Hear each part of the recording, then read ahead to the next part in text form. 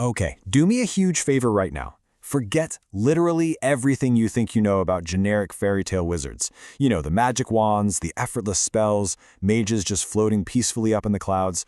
Toss all of that out the window, because today we're breaking down an absolute masterpiece of hard magic. We're diving into this incredibly detailed, severely underrated universe where magic isn't just some mystical handwave. It is a force strictly bound by the brutal, unbreakable laws of physics and human biology. Here's our agenda for the breakdown. We're going over the fairy tale myth, anatomy of a spell, the iron furnace rule, the truth about healers, and finally, unlocking the system. Let's get right into it. Section 1. The Fairy Tale Myth, Physics over Fantasy. So standard fantasy tropes always give us mages hovering majestically in the sky, effortlessly casting fireballs with their minds, right? But here is the gritty reality of this universe. Newton's third law of motion. For every action, there is an equal and opposite reaction. Absolutely applies to magic. If a mage is hovering in the empty sky and fires off a massive, high-energy spell forward, there is zero ground to anchor them. The sheer recoil would violently blast them backward through the air. That's exactly why real mages in this world are forced to stand firmly in the mud. They literally have to use physical friction and their own body weight just to absorb the shockwave of their own attacks. And that brings us to the core difference between telekinesis and true elemental magic.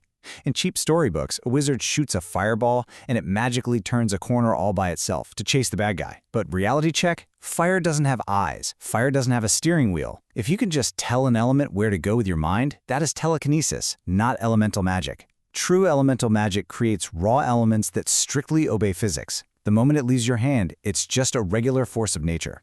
Section 2. Anatomy of a spell, the three-part weapon.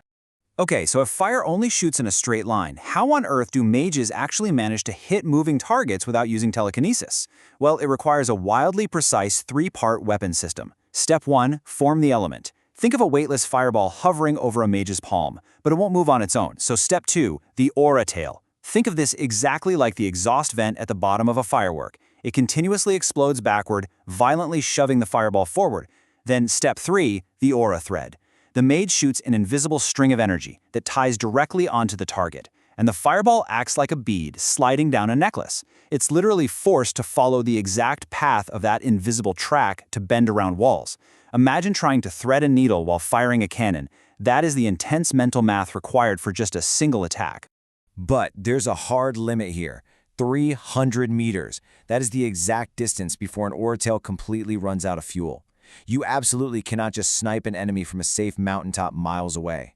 A mage's attack range is strictly capped by physics, which physically forces them to stay dangerously close to the battlefield, constantly risking their lives just to stay in striking distance. Section 3. The iron furnace rule, the biological toll. Now we get into the physical cost of magic.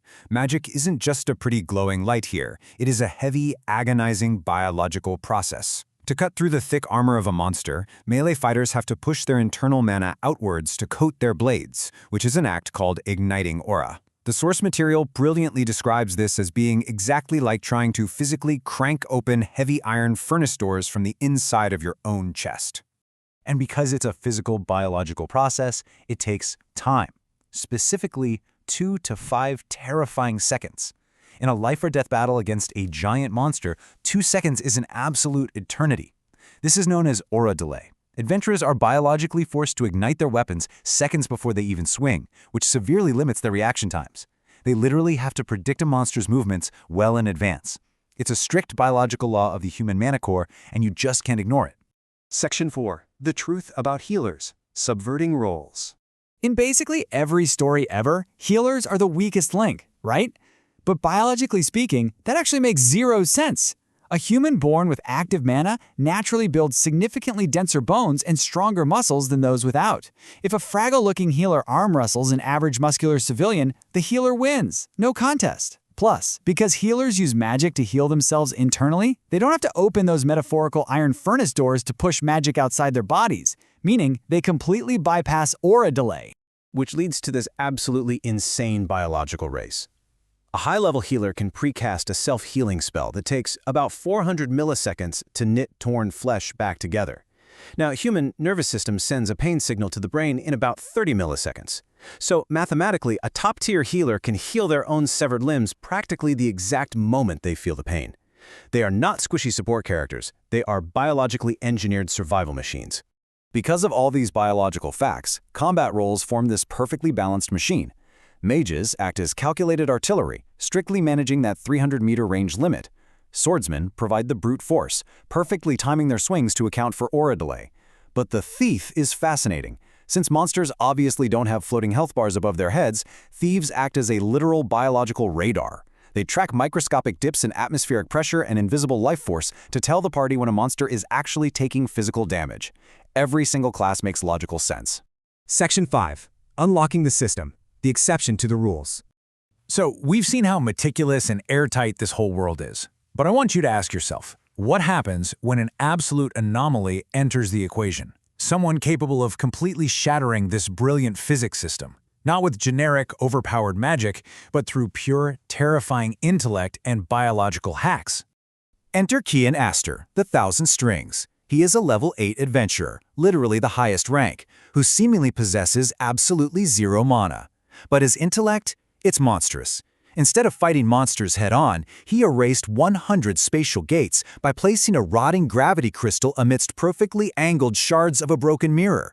He created an endless gravitational feedback loop that just sucked the gates out of existence. He weaponizes physics, and his party is just as crazy. He runs with a thief who biologically maintains a pressurized internal mana state, which is pure agony, just to strike with zero aura delay. And an elfin healer who forcefully hypergenerates her own leg muscles from thin air just to physically launch herself 10 meters into the sky. They weaponize the world's biology against itself. It's honestly one of the most incredibly detailed, thrilling magic systems out there, and Kian dominates it in the most hilariously brilliant ways possible.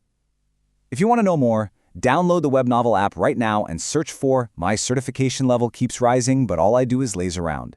You've got to see how a mind that knows exactly how to break the rules is way more dangerous than any sword.